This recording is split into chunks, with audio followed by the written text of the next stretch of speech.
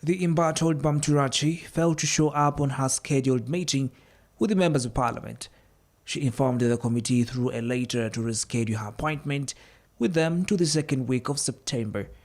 However, the members of parliament on this committee rejected her request. Bamuturaki's letter was delivered and signed by the Director of Quality Assurance, Michael Kalisa. MPs urged that they were suspicious of the letter's authenticity since it was likely written on Friday last week and delivered today. Let me get a copy of what you have brought.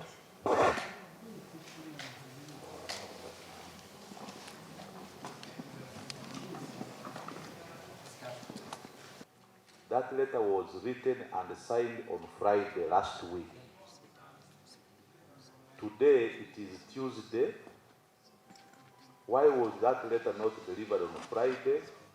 Why not on Monday yesterday? Why not in the morning today before the meeting started? Considering the criticality of this committee, we try to look for the option of rescheduling these other planned meetings that we had with all the other external stakeholders. That was the very first option, and this unfortunately did not happen right until the very last moment, which was yesterday. So that was where we now sought to deliver this letter today. Committee Chairman Joel Senyonyi ruled that if Bamuturaki fails to appear tomorrow, he would issue an arrest warrant against her. I'm going to issue summons today for the CEO of Uganda Airlines to appear here tomorrow without fail.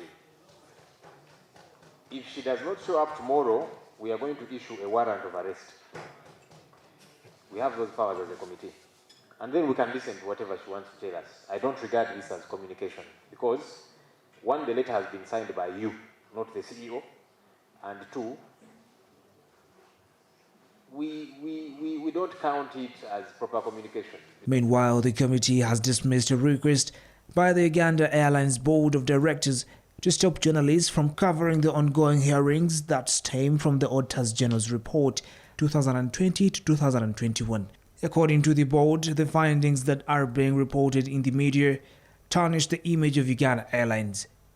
The letter was written by the board chairperson, Priscilla Mirembe. The purpose of this letter is to request you to reschedule the meeting to a later date. We also request that you send us specific issues for which you need answers to so that we prepare the necessary explanations.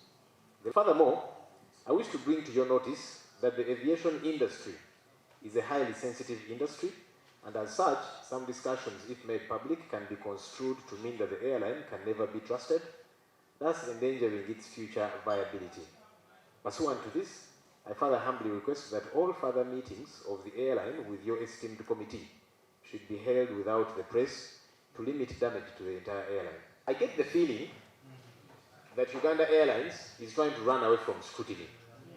All these are games you people are playing to run away from public scrutiny.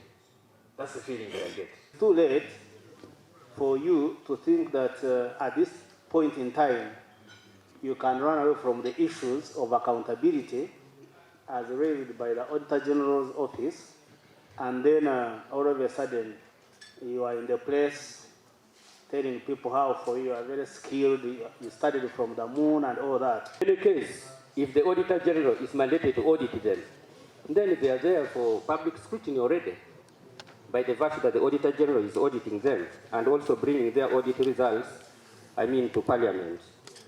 And Chair, I really wonder what is really going on, especially with the Uganda Airlines. I see everybody is very much concerned about what is going on. When you see the media, things are really going out of hands. I wonder why. Story by Sarah Nakandi for CTV, PM Edition.